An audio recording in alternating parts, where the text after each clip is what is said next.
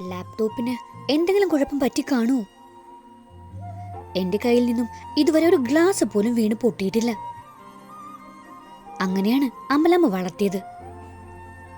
ഇതിപ്പോ എത്ര രൂപയുടെ ആയിരിക്കും? എന്റെ മനസ്സിൽ സങ്കടം ഇരച്ചു വന്നുകൊണ്ടിരുന്നു. തനിക്ക് ലൈറ്റ് ഓണാക്കി കൂടായിരുന്നോ? ദേഷ്യത്തിലാണെന്ന് സൗണ്ട് കേട്ടപ്പോൾ മനസ്സിലായി.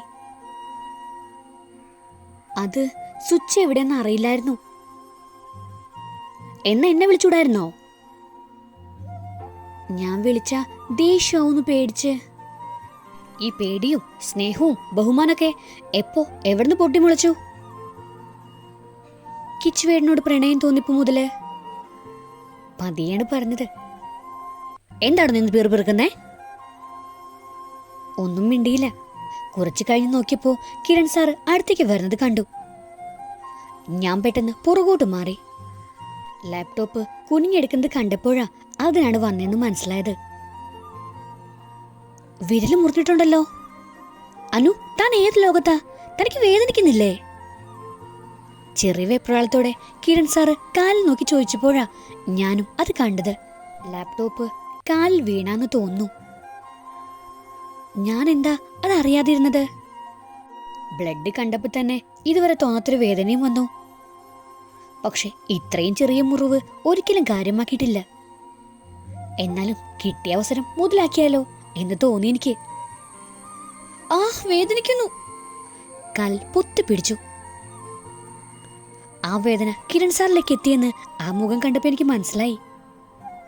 അത് എന്നിലുണ്ടാക്കിയ സന്തോഷം അപ്പോ സ്നേഹം ഒളിപ്പിച്ചു വെച്ചാലും പുറത്ത് ചാടും അല്ലേ? വീണ്ടും ഞാൻ കാലിൽ പൊത്തിപ്പിടിച്ച് കുനിഞ്ഞിരുന്നു.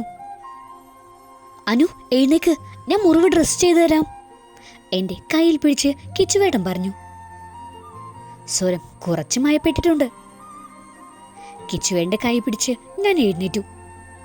കിച്ചുവേട്ടൻ എന്നെ കട്ടിലിരുത്തി. നടന്നപ്പോ ചെറിയൊരു വേദന തോന്നിയെങ്കിലും കിച്ചുവേട്ടന്റെ കെയർ ഞാൻ ആസ്വദിക്കുന്നുണ്ടായിരുന്നു. ഫസ്റ്റ് എയ്ഡ് എടുത്തു കൊണ്ടുവന്ന് നിലത്തിരുന്ന് എന്റെ കാല് മടിയിൽ വെച്ച് മരുന്ന് പുരട്ടുന്നത് കണ്ടപ്പോ എന്റെ കണ്ണുകൾ നിറഞ്ഞൊഴുകി തുടങ്ങി. മുറിവിൽ പതിയെ ഊതുന്നുണ്ട്. എനിക്ക് ആ മുഖത്തെ വാത്സല്യം കണ്ടപ്പോ കണ്ണെടുക്കാൻ പറ്റുന്നുണ്ടായിരുന്നില്ല.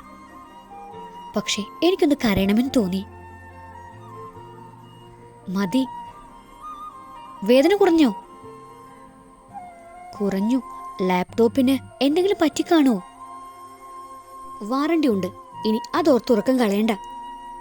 ഗൗരവത്തിൽ എഴുന്നേറ്റ് ഫസ്റ്റ് എയ്ഡ് ബോക്സ് തിരികെ കബോർഡിൽ വെക്കുന്ന ഇടയിൽ പറഞ്ഞു. കാല് ചെറുതായി വിങ്ങുന്നത് പോലെ തോന്നിയപ്പോഴാ ഹാങ്ങിങ് ചെയറിൽ കിടക്കാമെന്ന് ഓർത്ത് എഴുന്നേറ്റു. എങ്ങോട്ടാ? ഞാൻ ചെയറിൽ കിടന്നോളാം. അതിൽ ചുരുണ്ടുകൂടി കിടന്നിട്ട് വേണം കാല് നീര് വെക്കാൻ. കട്ടിൽ കിടന്നാൽ മതി, ഞാൻ പിടിച്ച് തിന്നത്തൊന്നുമില്ല. ഞാൻ പിന്നെ ഒന്നും മിണ്ടാതെ കട്ടിലിന്റെ സൈഡിൽ കിടന്നു. കുറച്ചു കഴിഞ്ഞപ്പോ കാൽ കിച്ചുവേട്ടം പിടിക്കുന്നത് പോലെ തോന്നി. ഞെട്ടി എഴുന്നേക്കാൻ തുടങ്ങി. കാല് പൊക്കി വെച്ച് കിടക്ക്, വേദന കുറയും. തലയെണ്ണയെടുത്ത് എന്റെ കാല് പൊക്കി വെക്കുന്ന ഇടയിൽ പറഞ്ഞു. ലൈറ്റ് ഓഫാക്കുന്നിടം വരെ തികട്ടി വന്ന സങ്കടം പിടിച്ചു നിർത്താൻ പാടുപെട്ടു. ലൈറ്റ് ഓഫാക്കി കിച്ചുവേട്ടൻ സൈഡിൽ കിടക്കുന്നു എന്ന് തോന്നിയപ്പോ തലയണയിൽ മുഖം അമർത്തി കരഞ്ഞു പോയി ഞാൻ. കിച്ചുവേട്ടന്റെ സ്നേഹം അത് ഞാൻ അനുഭവിച്ചു തുടങ്ങിയിരിക്കുന്നു. ഞാൻ പറഞ്ഞത് അത്രയ്ക്ക് വിഷമായിട്ടല്ലേ ദേഷ്യായത്? പക്ഷെ എന്നെ കിച്ചുവേട്ടന് മനസ്സിലാക്കാൻ പറ്റുന്നില്ലേ? ഒരു സോറി പറഞ്ഞാലോ? വേണോ? രണ്ടും കൽപ്പിച്ച് സോറി പറയാൻ തീരുമാനിച്ചു. അതെ, എന്നോട് ദേഷ്യമാണോ? മറുപടി ഒന്നും കേട്ടില്ല. ഇത്ര പെട്ടെന്ന് ഉറങ്ങിയോ? കിച്ചുവേട്ട, സോറി. രാവിലെ ഞാൻ അങ്ങനെയൊക്കെ ചെയ്തു പോയി. പെട്ടെന്ന് അങ്ങനെ കേട്ടപ്പോ എല്ലാവരും കൂടി എന്നെ കളിപ്പിച്ചു എന്ന് തോന്നി. പിന്നെയും അനക്കമില്ല. മനഃപൂർവ്വം മിണ്ടാത്താണ്. എനിക്ക് പിന്നെയും സങ്കടം വന്നു. കരച്ചിൽ നിർത്തിട്ട് കിടന്ന് ഉറങ്ങാൻ നോക്ക്, എനിക്ക് രാവിലെ എഴുന്നേക്കണം. അപ്പൊ ചെവി കേക്കാം. ഞാൻ പിന്നെ ഒന്നും മിണ്ടിയില്ല. കുറച്ചു കഴിഞ്ഞപ്പോ ഉറങ്ങിയെന്ന് തോന്നി. എനിക്ക് ഉറക്കം വരുന്നതേയില്ലായിരുന്നു. ആ മുഖം ഒന്ന് കാണാൻ കൊതിയായി. ബെഡ് ലാമ്പ് ഓണാക്കി മങ്ങിയ വെളിച്ചത്തിൽ ശാന്തനായി ഉറങ്ങുന്നത് കണ്ടപ്പോ കുറച്ചുകൂടി നീങ്ങി അടുത്തോട്ട് കിടന്നു. ഇതുവരെ ഇല്ലാത്തൊരു സുരക്ഷിതത്വം, അത് നൽകുന്ന കുളിർമ എല്ലാം ഞാൻ നന്നായി ആസ്വദിക്കുമായിരുന്നു. എപ്പോഴും ഉറക്കം വന്ന് കണ്ണടഞ്ഞു പോകുമ്പോഴും ഞാൻ കിച്ചുവേട്ടനെ കാണാൻ കണ്ണുകൾ വലിച്ചു തുറന്നുകൊണ്ടിരുന്നു. രാവിലെ കണ്ണു തുറന്നപ്പോ കണ്ടത് അനു ചേർന്ന് കിടന്നുറങ്ങുന്നതാണ്. പാവം, എന്തോരം വിഷമിച്ചിട്ടുണ്ടാവും. സാരമില്ല, പെണ്ണ് എവിടെ വരെ പോകുന്നു നോക്കാം. ഞാൻ എഴുന്നേക്കാൻ തുടങ്ങിയപ്പോഴാ എന്റെ ബനിയനിൽ അനു മുറുക്കി പിടിച്ചിരിക്കുന്നത് കണ്ടത്. പതിയെ അത് വിടിയിച്ച് നെറ്റിയിലൊന്ന് ചുംബിച്ചു. അനു, നിനക്കറിയാലോ നിന്നെ ഞാൻ എത്രമാത്രം സ്നേഹിക്കുന്നു എന്ന്. പക്ഷേ തന്റെ വാശി കണ്ടപ്പോ ഞാനും ചെറുതായി ഒന്ന് വാശിയെടുത്ത് നോക്കിയതല്ലേ. സോറി. നെറ്റിയിൽ പാറിക്കിടക്കുന്ന മുടി ഒതുക്കി വെച്ചുകൊണ്ട് ഒന്നുകൂടി നെറ്റിയിൽ അതിരങ്ങൾ ചേർത്തു. പതിയെ എഴുന്നേറ്റ് ഫ്രഷായി ജോഗിങ്ങിനിറങ്ങി. അപ്പോഴും അനു നല്ല ഉറക്കായിരുന്നു.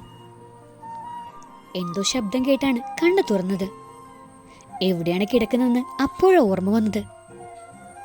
അയ്യോ, കിച്ചുവേട്ടൻ എന്ത് വിചാരിച്ച് കാണും. നോക്കിയപ്പോ ആള് ജോഗിങ് കഴിഞ്ഞ് ഫ്രഷായി വന്ന് ഡ്രസ്സ് മാറുന്നുണ്ട്. എന്നൊന്നും നോക്കുന്നു പോലുമില്ല. കാലണക്കി നോക്കിയപ്പോ വേദനയൊന്നുമില്ല. എന്നാലും കട്ടിൽ നിന്ന് ഇറങ്ങി. കാല് നേരത്തെ കുത്തിയതും നിലവിളിച്ചു, അയ്യോ എന്റെ കാല്. അനു, കൂടുതൽ ഷോയൊന്നും വേണ്ട. രാവിലെ ഞാൻ നോക്കിയപ്പോ മുറിവിന് നീരൊക്കെ കുറഞ്ഞു. പോയി പല്ല് തേക്കാൻ നോക്ക്. തിരിഞ്ഞു നോക്കാതെ പറഞ്ഞുകൊണ്ട് ആള് മൊബൈൽ തോണ്ടാൻ തുടങ്ങി. ദുഷ്ടൻ. ആകെ നാണക്കേടായി. പെട്ടെന്ന് തോന്നി, ഇതല്ലെങ്കിൽ അടുത്തത്. ഞാൻ കബോർഡ് തുറന്ന് ഒരു ബ്ലാക്ക് ആൻഡ് വൈറ്റ് സാരി എടുത്ത് കുളിക്കാൻ കയറി. ഇറങ്ങുമ്പോഴും കിച്ചുവേട്ടൻ അവിടെ തന്നെ ഉണ്ടായിരിക്കണേ എന്ന് പ്രാർത്ഥിച്ചു. ഉടുക്കാൻ അറിയാവുന്ന അത്ര പോലും നന്നായി ഉടുക്കാതെ വാരിച്ചുറ്റി പുറത്തേക്കിറങ്ങി. എയർ കണ്ടിട്ട് നോക്കിയപ്പോ ആരെയോ ഫോൺ ചെയ്യുന്നത് കണ്ടു. നേരെ ഡ്രസ്സിംഗ് ടേബിളിന്റെ മുമ്പിൽ നിന്ന് മുടി അയച്ചു കുടഞ്ഞു. എവിടുന്ന് നോക്കുന്നു പോലുമില്ല. അവസാനം ആ കോലത്തിൽ നടന്ന് മുറിയെല്ലാം അടുക്കി പേർക്കി വെച്ചു. എന്നിട്ട് നോക്കുന്നില്ല. അപ്പോ അറിഞ്ഞുകൊണ്ട് നോക്കാത്താണല്ലേ. കിച്ചുവേട്ടാ, ഞാൻ അമ്മയുടെ അടുത്തേക്ക് പോവാണേ. അതിന് സാരെടുത്തത് ശരിയായോ? വിക്കി വിക്കി ചോദിച്ചു. നല്ല ഭംഗിയുണ്ട്. മുഖം ഉയർത്തി നോക്കിയതേയില്ല. സങ്കടം വന്നത് അടക്കി പിടിച്ച് വാതിൽ തുറന്നു. അവിടെ നിക്ക്. എന്റെ അടുത്തേക്ക് നടന്നു വന്നുകൊണ്ട് കിച്ചുവേട്ടൻ പറഞ്ഞു. അനു, താൻ ഈ കാട്ടിക്കൂട്ടുന്ന ഒന്നും എനിക്ക് അറിയില്ല എന്ന് ഓർക്കണ്ട. രാവിലെ ഈ സാരി ഇത്ര വൃത്തികേടായി ഉടുക്കുന്നത് എന്തിനാ? എനിക്ക് ഉടുക്കാൻ തോന്നി. അറിയാത്ത പണിക്ക് നിൽക്കാതെ നിനക്ക് വല്ല സൽവാർ ഇട്ടാ പോരെ. ഞാൻ പോകുന്നു. അങ്ങനെ അങ്ങ് പോയാലോ? സാരി ഞാൻ ശരിക്ക് തരാനല്ലേ ഇത്രയും കഷ്ടപ്പെട്ടത്. വാ, ഞാൻ നന്നായി ഉടുപ്പിച്ചു തരാം.